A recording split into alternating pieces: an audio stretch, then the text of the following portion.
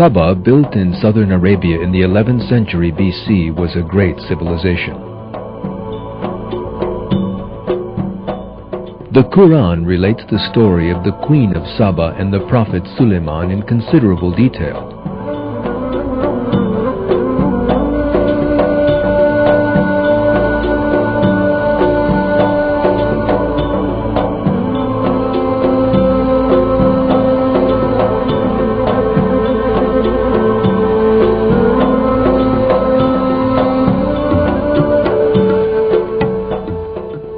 However, there is another story in the Quran regarding this people, who appear before us in a violent act of destruction.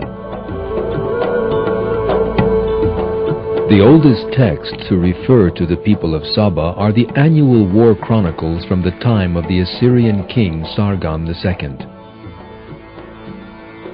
According to these inscriptions, Sargon mentioned Saba as one of the states that pays tribute to him.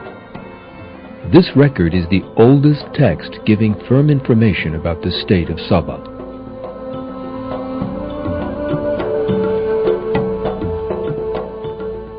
Ancient texts that speak of the people of Saba say that, like the Phoenicians, they were a state that engaged in wide commercial activities, and that some of the most important trade routes in northern Arabia were in their hands.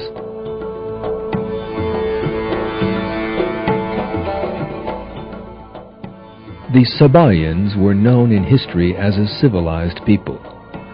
The inscriptions of the Sabaean rulers frequently speak of restoring, endowing, and building.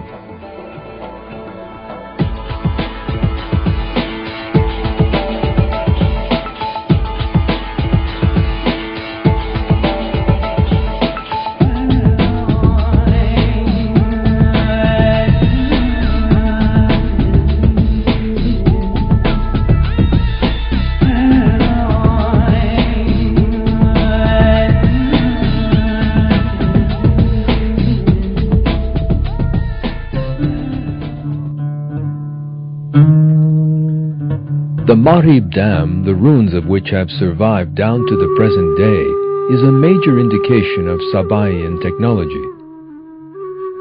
Thanks to that dam, a bright green world was built in the middle of the desert.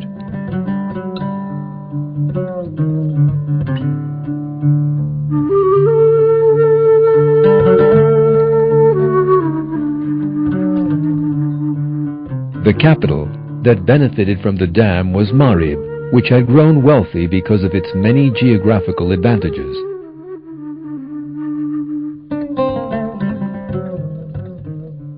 The capital stood close by the Arhana River. The Sabaeans made use of this and built a dam here as they were constructing their civilization, and began irrigating the area. Agriculture prospered, and they were thus able to enjoy high levels of well-being.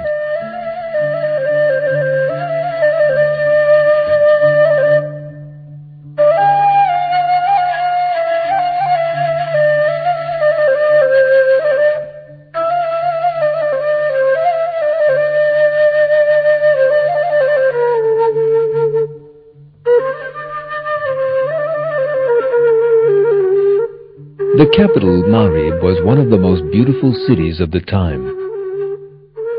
The Greek writer Pliny, who traveled in the area and had great praise for this land, spoke in his works of the way it was all so verdant.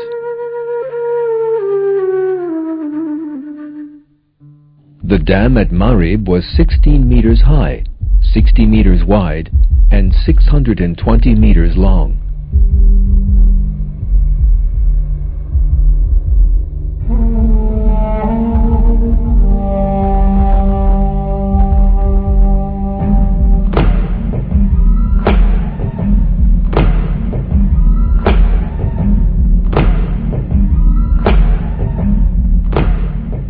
Calculations have shown that the two wide plains on both sides of the city could be watered by means of it.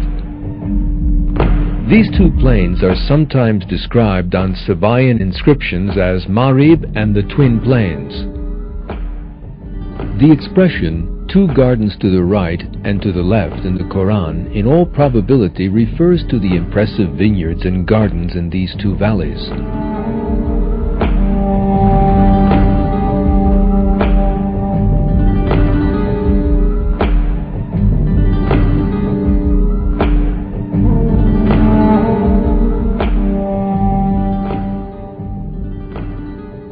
Thanks to the dam and its watering facilities, the region became famous as the best irrigated and most fertile in Yemen.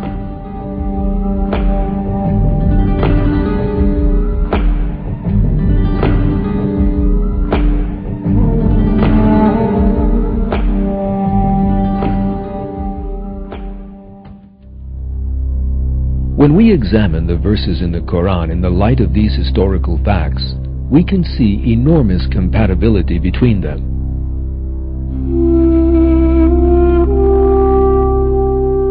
Archaeological discoveries and historical facts are totally compatible with what is written in the Quran. The people refused to heed the warnings of the Prophet who was sent to them, and were ungrateful for the blessings of God, and were eventually punished with a terrible catastrophe.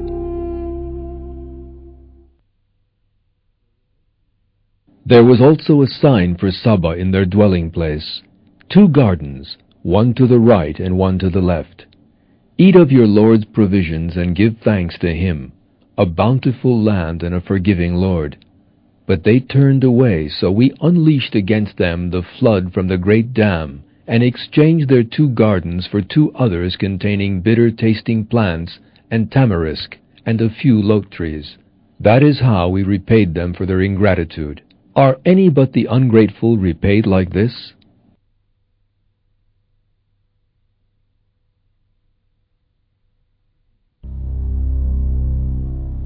The people of Saba lived in a strikingly beautiful area with fertile vineyards and gardens. The country of Saba lay across trade routes and thus enjoyed a high level of prosperity, making it one of the most prominent cities of the age.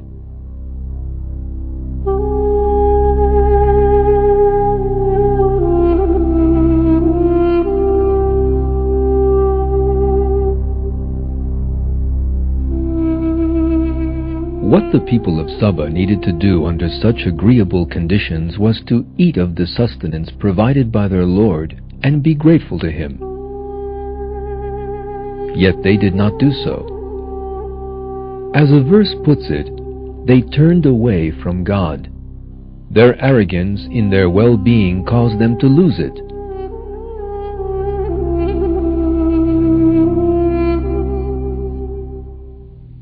The whole country was flattened in a terrible flood.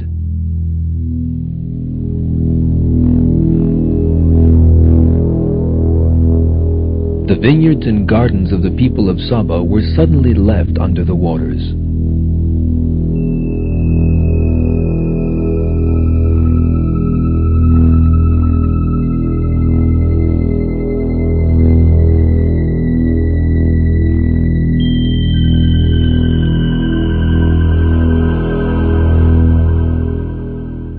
The punishment visited on the people of Saba is described in the Quran as the Sel al-Arim, or the Arim flood. This term in the Quran also tells us the way this disaster occurred. The word Arim means dam or dike.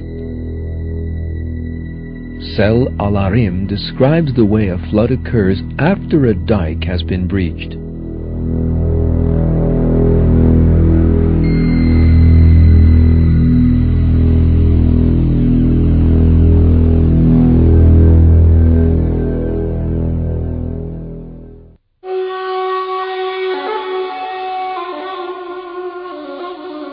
The Christian archaeologist Werner Keller agrees that the Arim flood came about in line with the description of the Quran. He writes, "For 1,500 years this garden of spices bloomed around Marib. That was until 542 BC. Then the dam burst. The importunate desert crept over the fertile lands and destroyed them. The people of Sheba, says the Qur'an, had beautiful gardens in which the most costly fruits ripened. But then the people turned their backs upon God. Wherefore he punished them by causing the dam to burst. Thereafter nothing but bitter fruit grew in the gardens of Sheba.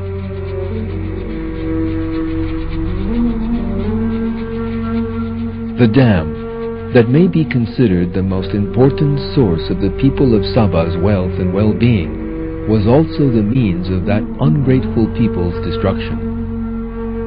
After the disaster of the Arim flood, the area turned into a desert, and as the agricultural fields disappeared, the people of Saba lost their most important source of revenue.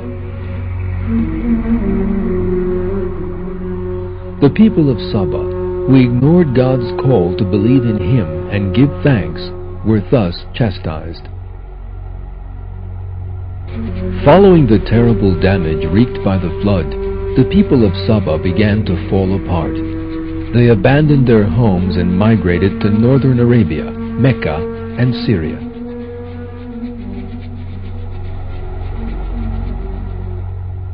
Marib, where the people of Saba had once dwelt, was now a desolate ruin, and is most definitely a warning to everyone who commits the same mistakes as the people of Saba.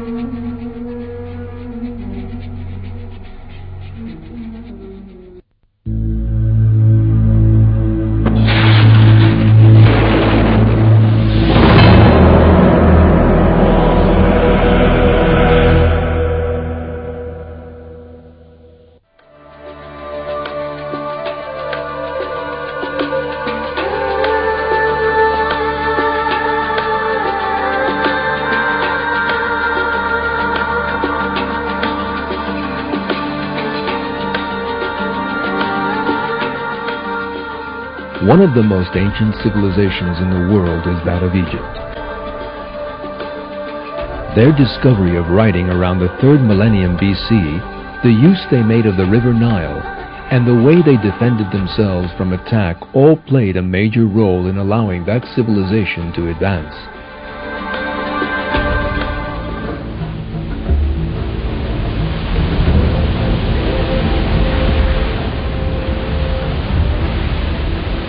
Ancient Egypt rested on one of the world's great natural wonders, the river Nile.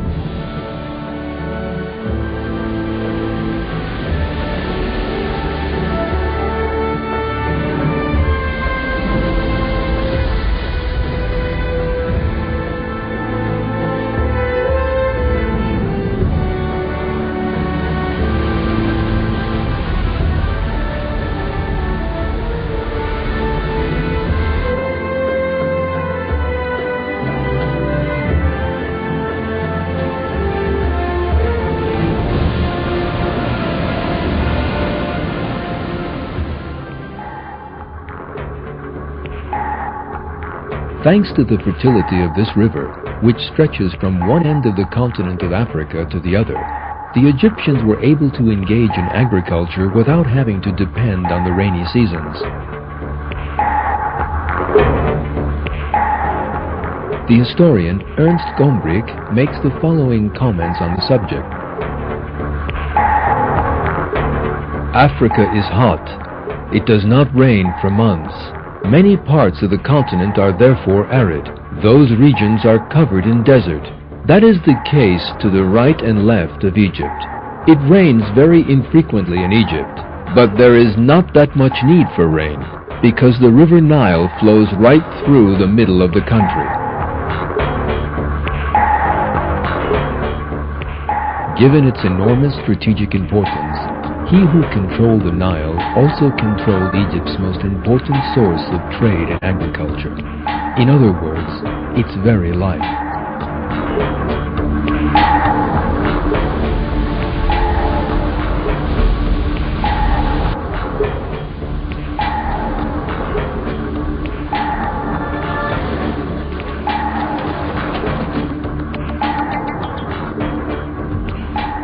Ancient Egyptian rulers built a mighty kingdom by that means. They would later come to be known as Pharaoh.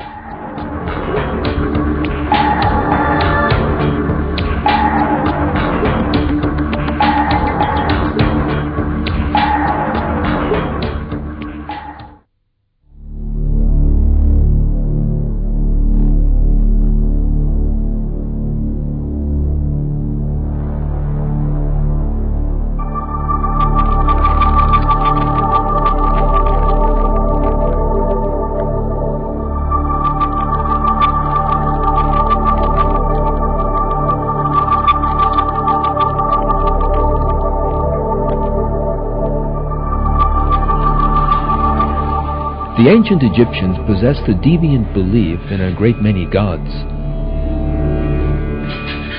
They were fiercely devoted to that belief because of their terrible bigotry.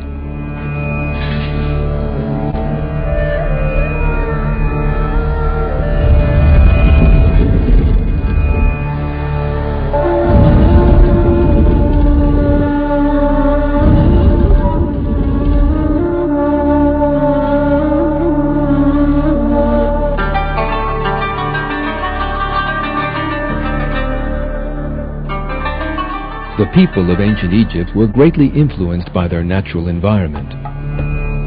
The country's physical geography protected it very well from external threats. Egypt was surrounded by deserts, mountainous lands, and seas on all sides. There were two routes for an attacker to enter the country, and it was a simple task for the Egyptian army to defend them.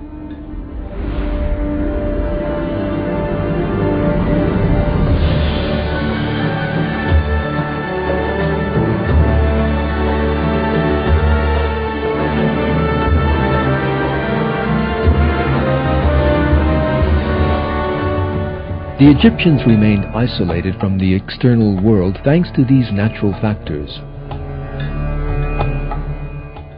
Over the centuries, that separation turned into harsh bigotry. Closed to new developments and reform, they clung fiercely to their beliefs.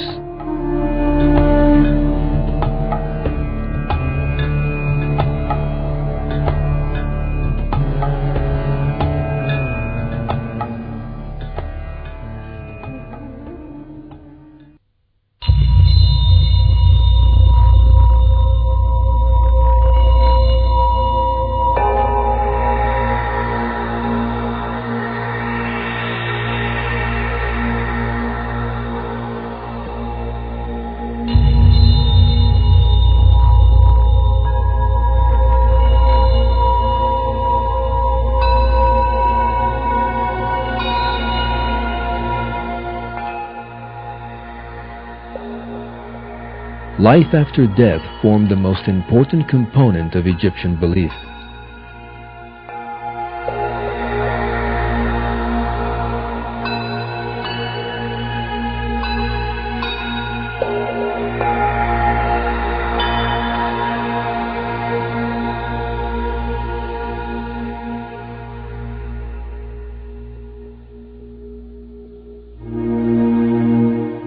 It was believed that the soul survived after the death of the body and that the soul of the deceased was held to account.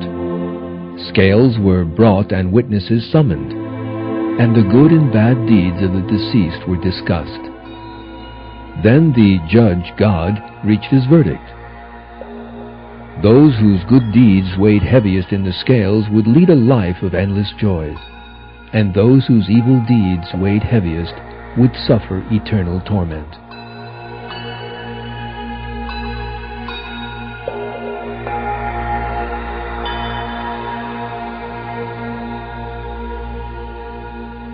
It is impossible not to see that the Egyptians' belief in the afterlife showed parallels with monotheistic belief and the true religion. This shows that ancient Egyptian civilization had once been part of the true religion and its revelation.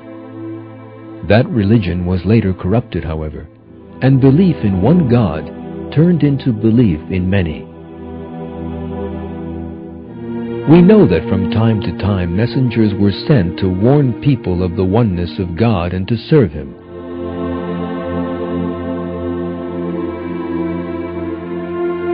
One of these was the prophet Yusuf, whose life is set out in the Qur'an in some detail.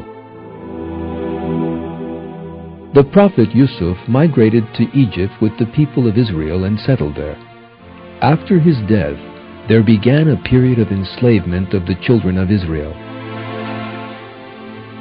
That age would end with the sending of the prophet Musa as an ambassador and his leading the children of Israel out of Egypt.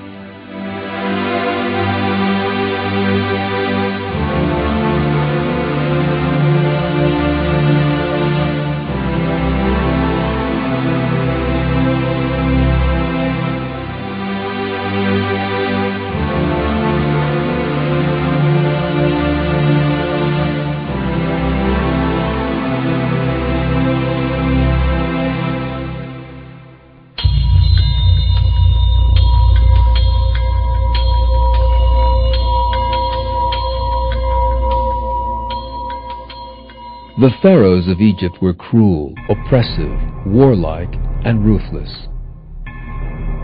One thing they had in common was that they all regarded themselves as great beings within the twisted Egyptian polytheistic system and could shed blood without a moment's remorse.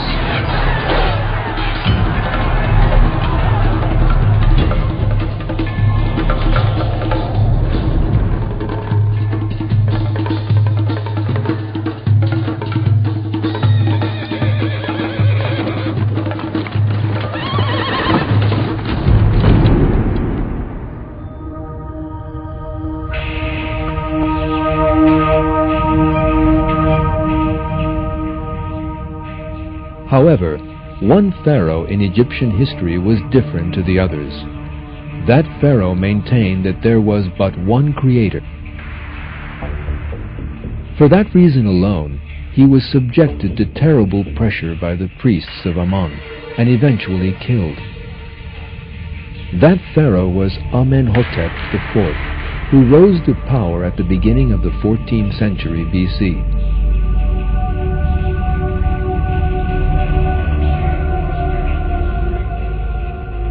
When Amenhotep assumed the throne in 1375 BC, he encountered a conservatism that had grown over the centuries and was subjected to great strife. The reason for that pressure was that he changed the polytheistic Egyptian religion, instilling a belief in one God in its place, and embarked on wide-ranging changes in all areas. However, the leaders in the capital, Thebes, fought Amenhotep.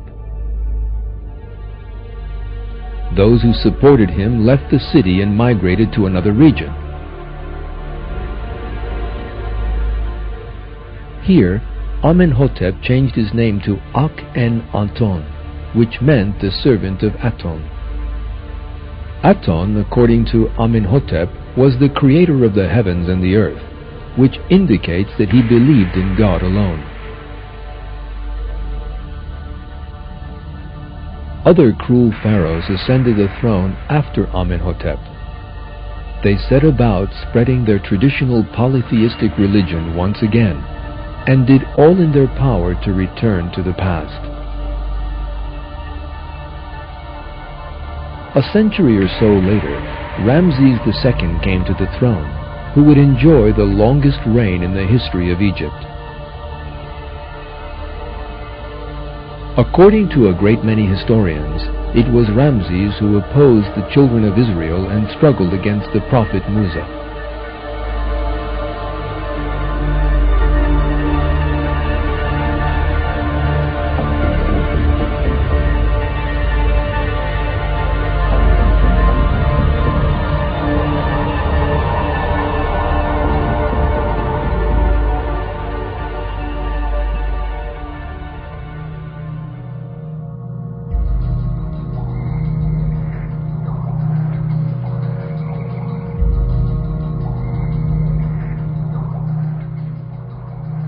The ancient Egyptians refused to give up their pagan beliefs because of their blind fanaticism.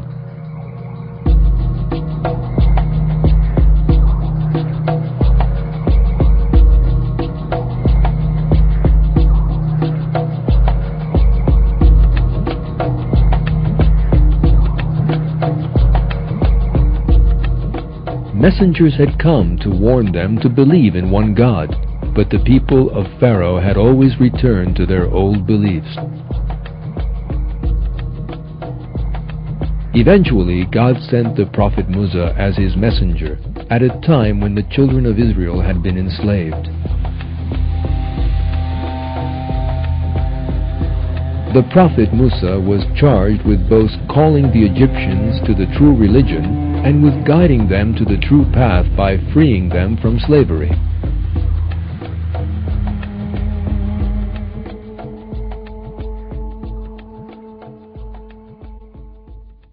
We recite to you with truth some news of Musa and Pharaoh for people who believe.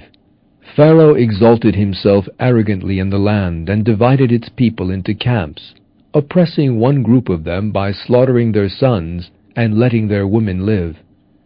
He was one of the corrupters.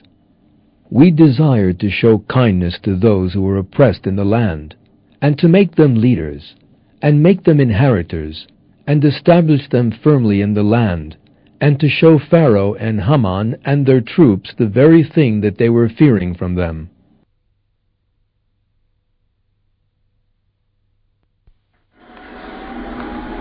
In obedience to God's commandment, the prophet Musa and his brother Harun went to Pharaoh and told him of God's commands. What they wanted was for Pharaoh to cease oppressing the children of Israel and set them free.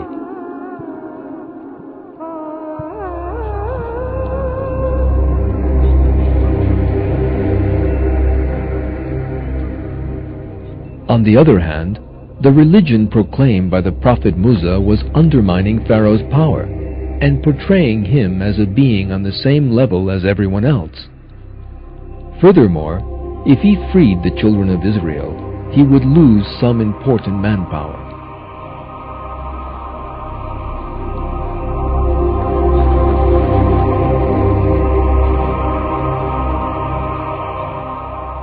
For all these reasons, then, Pharaoh refused to listen to what the prophet Musa told him. He accused the prophet and his brother Harun of trying to disturb the established order and portrayed them as criminals. Leading members of the people of Pharaoh also refused to obey the prophet Musa and Harun. They refused to abide by the religion that had been revealed to them. They had no intention of abandoning the religion of their ancestors. At that point, God visited a number of disasters on their heads.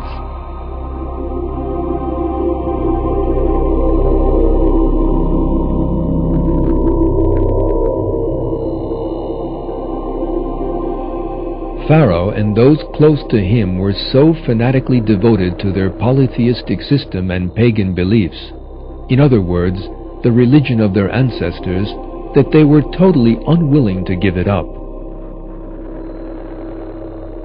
Not even the miracles performed by the prophet Musa could turn them from their superstitions.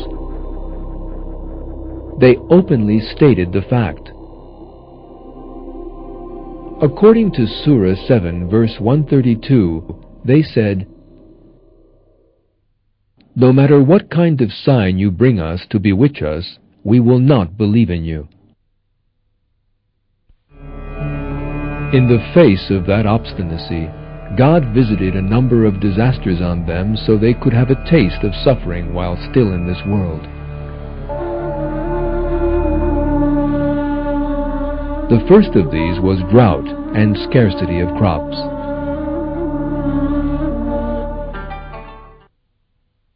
We seized Pharaoh's people with years of drought and scarcity of fruits, so that hopefully they would pay heed.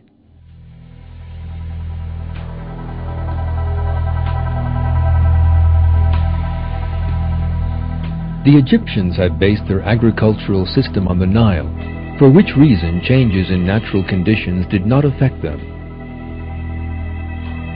However, the arrogance of Pharaoh and his close circles towards God and their refusal to recognize his prophet led to a totally unexpected disaster being inflicted on them.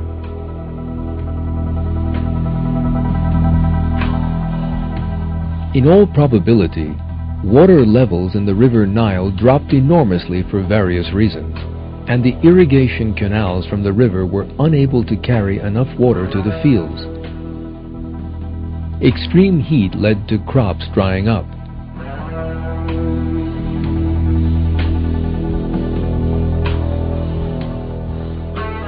In this way, Pharaoh and his prominent followers encountered a disaster stemming from a most unexpected source, the river Nile itself. Surah 43 verse 51 reveals how this catastrophe dismayed Pharaoh, who previously used to call to his people saying, "My people, does the kingdom of Egypt not belong to me? Do not all these rivers flow under my control? Do you not then see?" Yet that was not the end of their problems. In fact, it was only the beginning. A whole string of other disasters followed the drought and the failure of the crops. These consisted, as the Qur'an tells us, of floods, locusts, lice, frogs, and blood.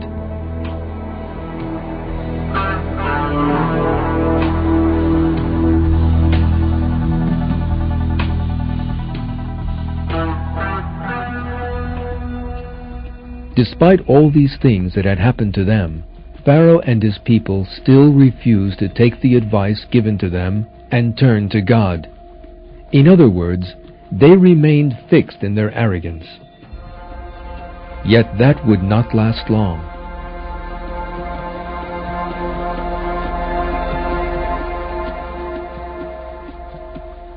Since Pharaoh still refused to accept the might of God, despite everything that had happened, God told the prophet Musa to lead the children of Israel out of Egypt. They obeyed the prophet Musa and set out with him to leave Egypt.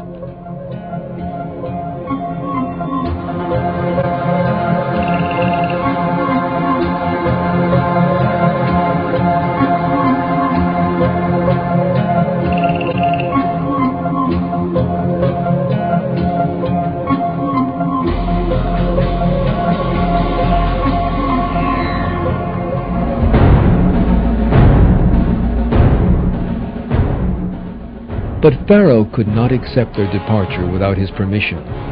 He therefore gathered his army together and set out to follow the children of Israel.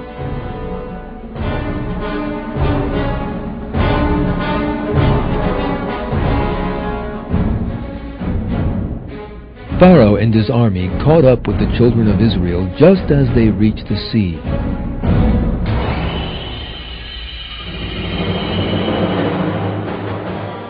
When the children of Israel saw this, some of them began to rise up against the prophet Musa.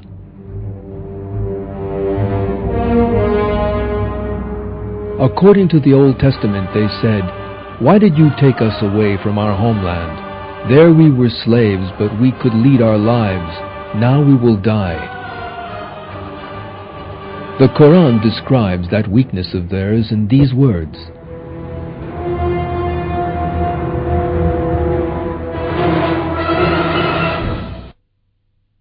"And when the two hosts came into sight of one another, Musa's companion said, 'We will surely be overtaken.'" According to Surah 26, verse 62, the Prophet Musa reassured those people who were afraid they would be recaptured, saying, "Never, my Lord is with me and he will guide me." At that point, God again showed his support for the Prophet Musa. What happened next is described in the Qur'an.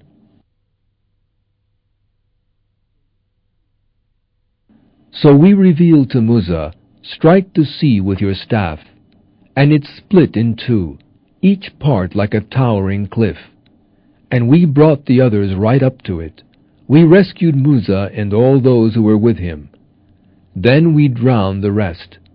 There is certainly a sign in that, yet most of them do not believe. Truly your Lord is the Almighty, the Most Merciful. Quran 26, 63-68.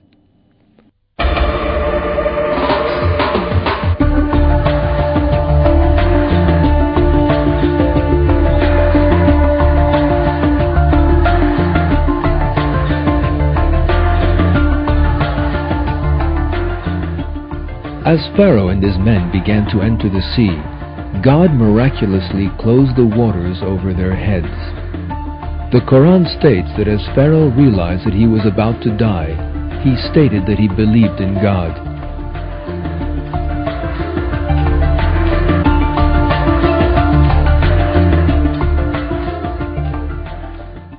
When he was on the point of drowning, he, Pharaoh, said, "I believe that there is no God but Him in whom the tribe of Israel believe. I am one of the Muslims." Quran 10:90. Yet Pharaoh and his army were not saved from drowning. This fact is reported in the verses thus: What, now? When previously you rebelled and were one of the corrupters? Today we will preserve your body so you can be a sign for people who come after you. Surely many people are heedless of our signs. Qur'an 10, 91-92. So God exacted retribution from them and drowned them in the sea, because they rejected His signs and failed to take warning from them.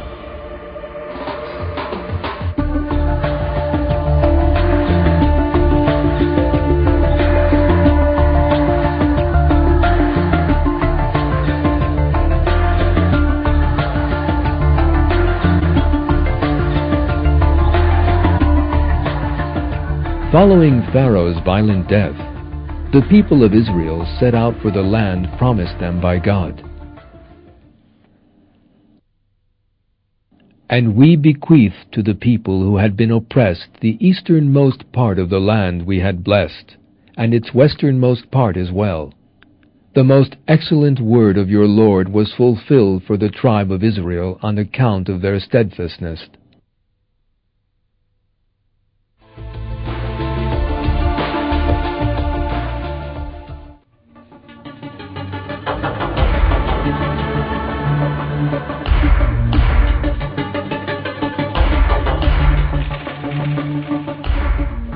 As we have seen, historical and archaeological discoveries regarding the peoples mentioned in the Qur'an reveal once more that the Qur'an is the Word of God.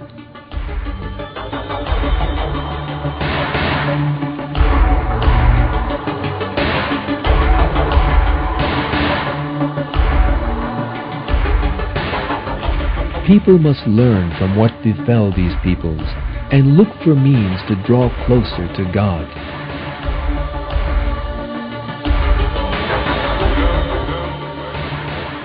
Only in that way can they hope to be successful in the hereafter.